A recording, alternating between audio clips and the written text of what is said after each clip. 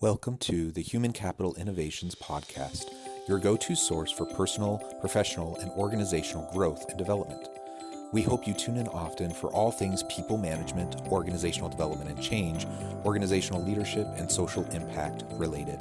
Maximize your personal and organizational potential with Human Capital Innovations Podcast.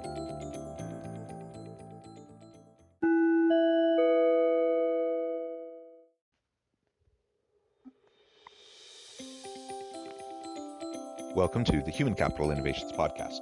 In this HBR Minute HCI podcast episode, I explore Gena Cox and David Lancefield's recent HBR video, 5 Ways to Infuse Diversity and Inclusion into Your Organization.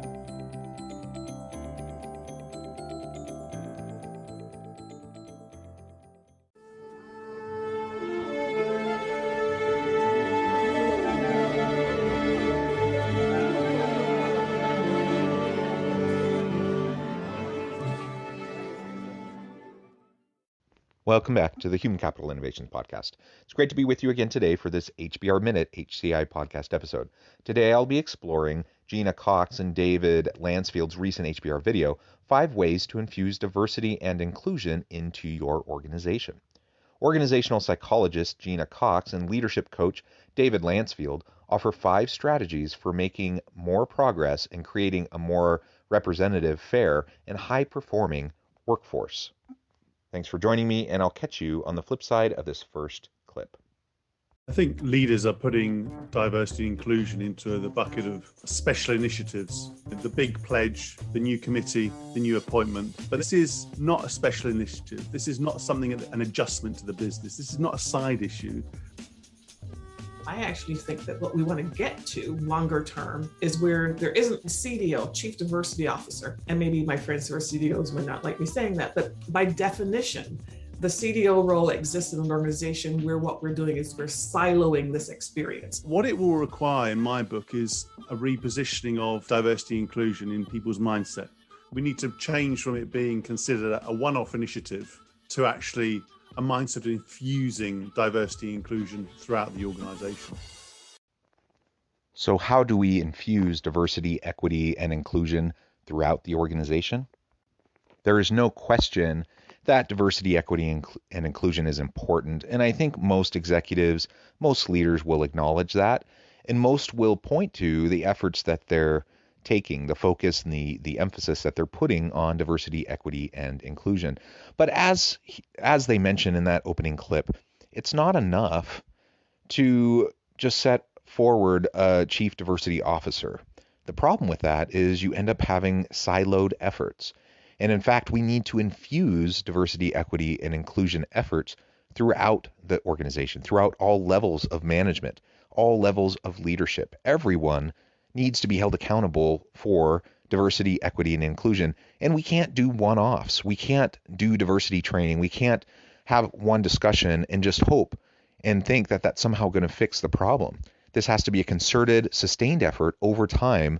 And they're going to lay out 5 different strategies, 5 different approaches that can help us infuse this throughout our organization. Our first solution is to ensure that the CEO positions themselves as the top champion for D&I efforts in the organization. It's not to say that we expect that everything that's happening in that bucket is going to be directly attended to by the CEO. What we are suggesting is that the CEO clearly articulate within the organization and to the broader community a stance, a point of view, and a desired outcome that says we want things to be better and we're doing something about it. The element that is most likely to be a barrier to improvement and movement on these factors is often C-suite behavior, because the individuals within the C-suite in their various business units and functions who run the day-to-day operation of the business, they can just sort of put the brakes on if they don't believe it, if there's no accountability, and so on. So the CEO has to take a stance, has to clearly articulate a point of view and set themselves as that example so the rest of the C-suite knows that this is important and that they need to do something about it. So the CEO is the linchpin. The CEO needs to be the top champion in the organization for DE&I efforts. I think this is a no-brainer, yet I see so often it's an idea that we just are going to delegate this down to our chief diversity officer or someone who runs, who directs a committee on diversity and inclusion. While those efforts structurally can be just fine, and while certainly a CEO doesn't need to be the one implementing every last thing within the organization related to DE&I, they need to be the champion. They need to drive the vision and the strategy for the entire organization and look into the future, how they're going to help the organization be successful. And it's not enough to just make sure that you're financially viable. It's not enough to focus on the other forms of capital. You have to also focus on the human capital, and a big piece of that is the diversity, equity, and inclusion culture and the sense of belonging throughout your organization. When that's not there, then people will not thrive, and you're not going to attract and retain the very best people. People want to work for inclusive companies. They want to work for a place where they feel like they belong, where they feel like they can contribute in meaningful, in genuine ways each and every day. That's why diversity, equity, and inclusion is so important. And it's not just the business case, which is clear. There's so much research on this showing the business case for DE&I efforts, but it's the human case. And any good leader, any good executive needs to take the responsibility and ownership over being the champion for this, making it a common focus of their narrative, that what they say, the language that they use, and how they put in place strategies throughout the organization, not just the financial strategies and wanting to make sure that we're providing value in the marketplace, but what are our DE&I goals and strategies, and how are we going to embed them throughout the organization and hold everyone accountable for achieving those goals? It starts at the top. Our second solution is to center diversity inclusion in the business strategy.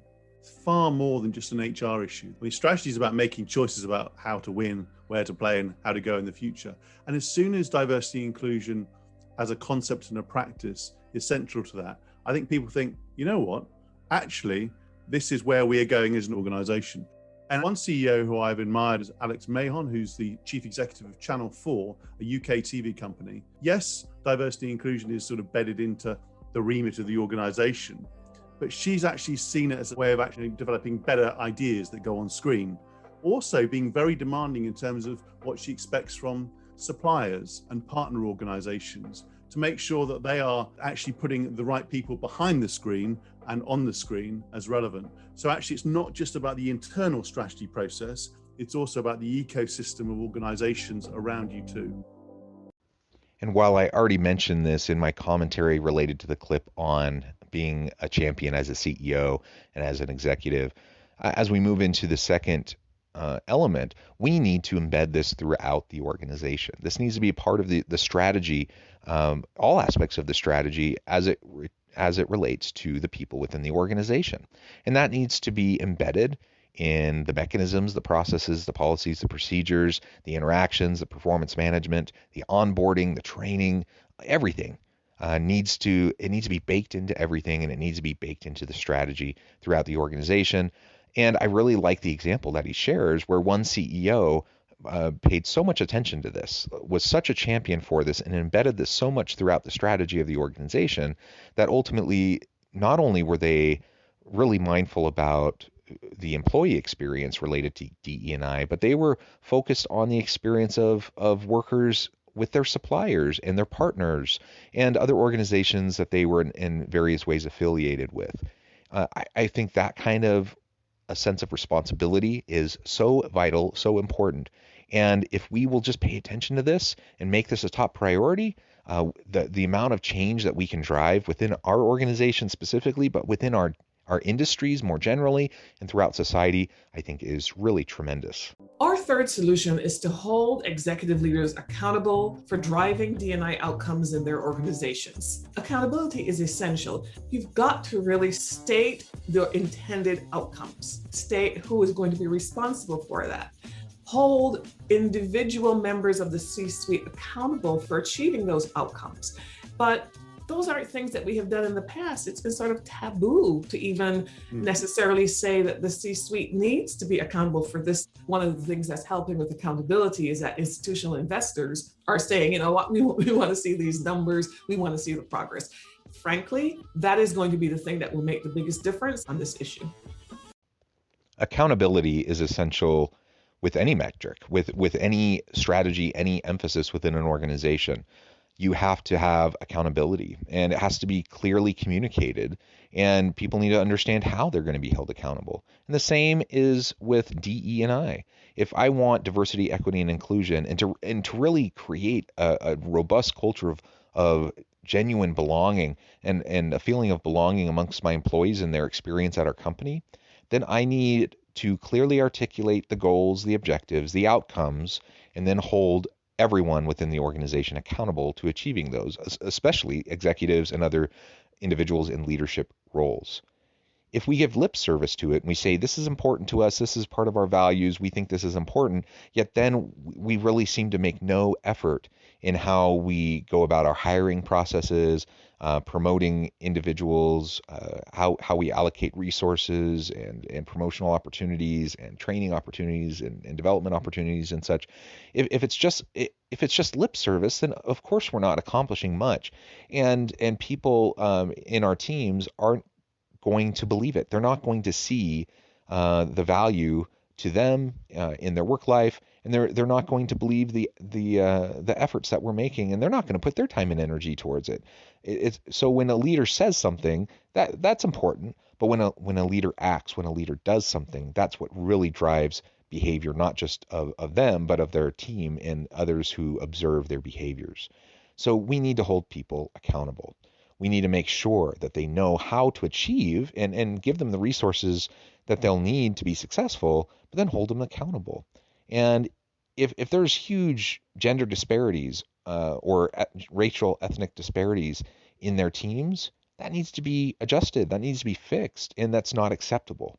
And we need to communicate that, and then we need to hold them accountable. And sometimes that means you have to make a hard choice about letting someone go that you like, who in other ways is a good leader, but they're not meeting those expectations, those goals, those outcomes related to DE&I. You know what? If people really matter within our organizations, then that should matter too. That DE&I effort should, and those outcomes should matter. So if I am good at sales and my sales numbers for my team are up, that's wonderful. We need to drive value in the market. But if I do that at the expense of my people, that's a problem. And we need to hold people accountable.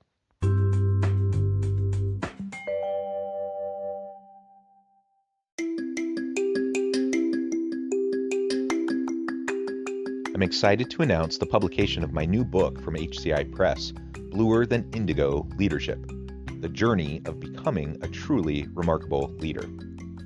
Early in my adult life, I learned about an Asian proverb that translates as bluer than indigo.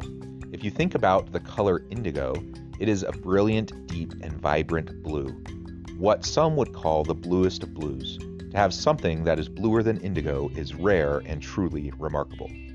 Contrary to popular myth, there is no one-size-fits-all or cookie-cutter approach to effective leadership.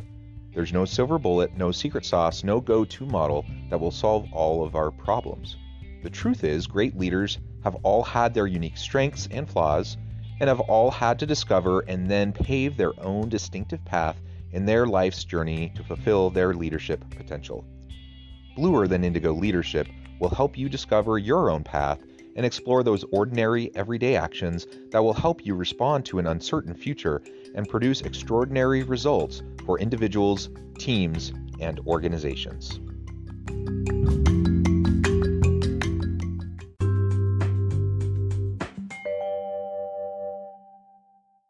Our fourth solution is to mitigate implicit bias at the systemic level.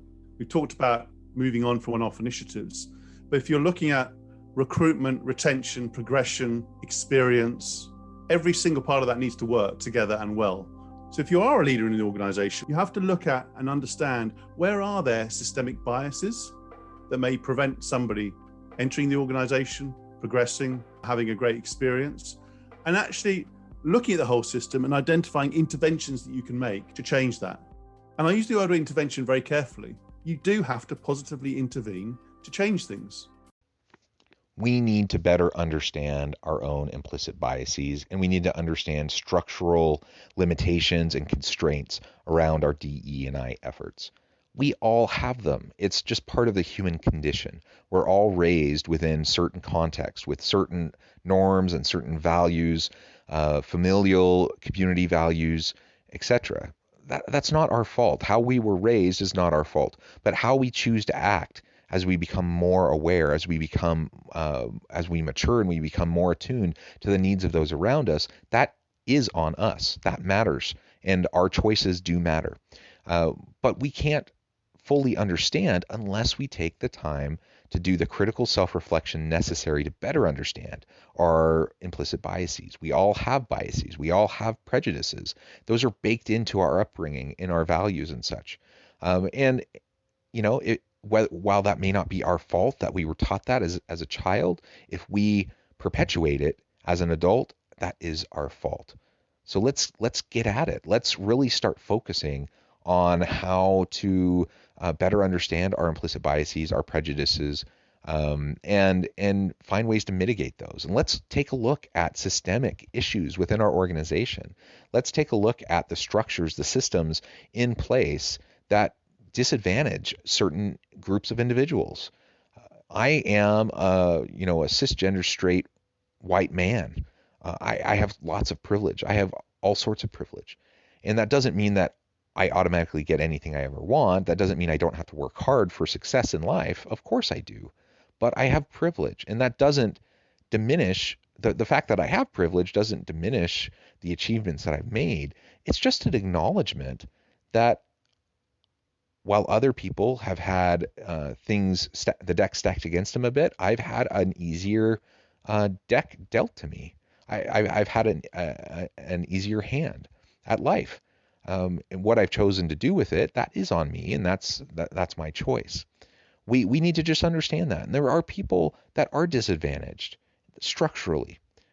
We can truly make our organization an equal employment opportunity organization, not just because we say so and not just because we're following, technically following the employment and labor laws so that we don't get in trouble and sued, but like really, truly, from a diversity, equity, and inclusion perspective, through creating a true, authentic culture of belonging within our organization, we can truly, in every sense of the word, be an equal employment opportunity organization. We can create that environment where everyone has the chance to succeed, where no one is disadvantaged, where implicit biases won't disadvantage individuals, and where we can disrupt the systems, the policies, practices, procedures that may inadvertently and unintentionally disadvantage certain people, and we can fix it. We really can if we just pay attention to it. Our fifth solution is to pivot from diversity training to leadership development coaching. We know from the data that just the whole notion of diversity training in and of itself is never going to accomplish these more sophisticated outcomes that the C-suite really needs. For me, the only outcome is an outcome that says managers know how to be effective managers of everybody on their team. The manager is the biggest determinant of the experience I'm going to have on a day-to-day basis. If I could change the rules tomorrow, it would be that in MBA programs, we stop using this terminology about soft skills and we say, look, you can't get an MBA from a fancy school unless you know how to manage humans. Sure, I want you to be able to manage finance. I want you to understand sales and operations and strategy and all these other things. They are no more important than managing the experience of every single person. And I'm going to hold you accountable for that. This is not a soft skill. This is incredibly hard to do well, but it has to be positioned at the center of our business acumen. And that's a big shift. So actually, rather than saying you've been successful because you sold a lot or you launched a new product, of course that's important. But actually how you interact with your fellow employees, your customers and so on, surely is important to shareholder value and the purpose of the organization too. And I think often certain behaviors are tolerated because, oh, well, he or she's really successful, but they're a bit rough around the edges. Well, actually, those edges are important. So actually, we're not going to tolerate that. That's not good enough. And that's where the leadership interventions need to come in. Their next focus is getting away from this idea of diversity training and moving towards leadership development and coaching. Now, can training be helpful? Sure. I think training can help kind of on the margins and with having baseline shared vocabulary and understanding of key issues. I think training can play a role, but training in and of itself isn't going to change behavior. Training in and of itself isn't going to disrupt the systems, and training in and of itself isn't going to give people more opportunities. So diversity training, better understanding implicit biases, going through the work of self-reflection and understanding where we stand and where our blind spots are and where our weak areas are and what we can do to be better for those around us. That's all valuable. That has its role. But we have to get past it. We can't just focus on diversity training. We can't just focus on implicit bias training. We need to really focus on putting all of that into action. And that happens through leadership development and through coaching with leaders in real time when they're going about the daily grind, making difficult decisions where they have an understanding and a focus that I need to be in this moment as I'm making this financial decision, as I'm making this hiring decision, as I'm making this operational decision, I'm making this development decision, that everything that I'm is being funneled through the lens of diversity, equity, and inclusion being a really top priority. That ultimately that's something I want to achieve. And I know I'm going to be held accountable for it. I know I'm going to be supported in achieving it. And I just have people there to support me through mentoring, coaching, through advising, informal, that people can help me see the DE&I issues baked into the daily decisions that I'm making. That gets beyond, quote unquote, the classroom learning that can happen in a training and really makes it experiential learning. You're getting to that deeper level where you can actually change behavior, you can actually change understanding in the long term, and it can fundamentally change who you are as a leader. So I'm a firm believer in this idea of DE&I leadership development and coaching. The conversations that I have had in this year since George Floyd's death are conversations I had never had, and I've been in corporate America for more than 30 years. For example, a conversation where a leader has said to me, I didn't realize how difficult of an experience some of the employees in my own company were having. I did not know that until now. I am seeing more understanding of historical facts. I'm seeing more awareness of the current state of affairs with regard to the differences in the socioeconomics in this country. I'm seeing differences in terms of empathy. When someone is interested in knowing more about this issue, what they usually figure out is that things are worse than they thought they were, which then, if you now know, then you want to fix it. And I certainly think that CEOs can change the world when it comes to this stuff. I agree. I think we have the potential to make wide sweeping social change throughout our communities and certainly within our organizations. When we focus and really have as a key top emphasis DE&I efforts, not in word only, not just on the banners, not in the slogans, not on the website, but like really truly, this is a focus of our organization. We are committed to a positive employee experience, an equal employment experience. We're committed to everyone having a fair shake, a fair chance, and we're going to actively dismantle negative systems and those that perpetuate systematic inequalities, both within our community, society, and within our organizations. When we focus on that, when we make that our priority, the amount of change that we can drive, I think, is hard to even really fathom. It requires change management. It requires a real focus on belonging culture. It requires a shift in mindset and a real focus and emphasis on the employee experience and the nature of the employee experience, that each individual within the organization matters. Each individual is a human being that matters. So not just human capital from the aggregate, looking at kind of those big level metrics and saying, yeah, our human capital, blah, blah, blah, it's improved in this way and that way. But I'm talking about not just at the macro systems level, but all the way down to teams and individuals, that we care about them genuinely, sincerely, that they matter to us, that we want them to feel a part of our organization. When we take that approach and when we take that responsibility and hold ourselves accountable and each other accountable as leaders within our organizations to make it happen, what we can drive in terms of positive social change, I think, is beyond bounds. Thank you for joining me for this episode of the Human Capital Innovations Podcast. As always, I hope you stay healthy and safe. I hope you find meaning and purpose at work each and every day. And I hope you have a great week.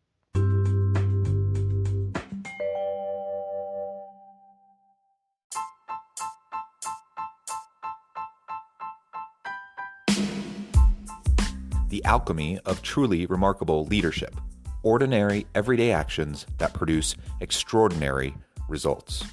Consider how the nature of work has shifted over the past 50 years. With increased globalization, rapid technological advancement, and the shift in economic composition, the average job of today looks very different than the average job of 50 years ago. What will the jobs and organizations of tomorrow look like? Moreover, what does this all mean for organizational leaders? What are the core competencies and capabilities of organizations and their leadership that are prepared for continued disruption and geopolitical and socioeconomic shifts? Regardless of what the future holds, increasingly, leaders need to be socially minded, data-driven, decisive, champions of talent, and disruptors of the traditional notions of leadership, teams, organizations, and work. The alchemy of truly remarkable leadership will help you to explore your own leadership competencies and capabilities and consider ways to apply and implement them into your workplace and personal life.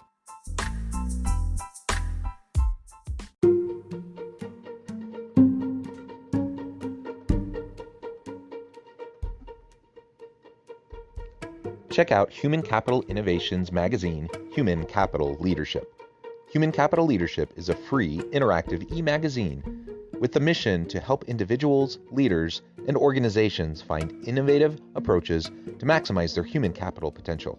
We publish issues quarterly in August, November, February, and May. Take a look at the latest issue and let us know what you think.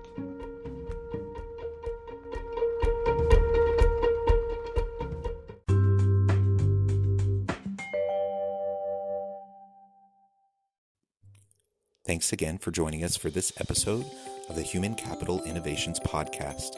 I hope you stay healthy and safe and that you have a great week.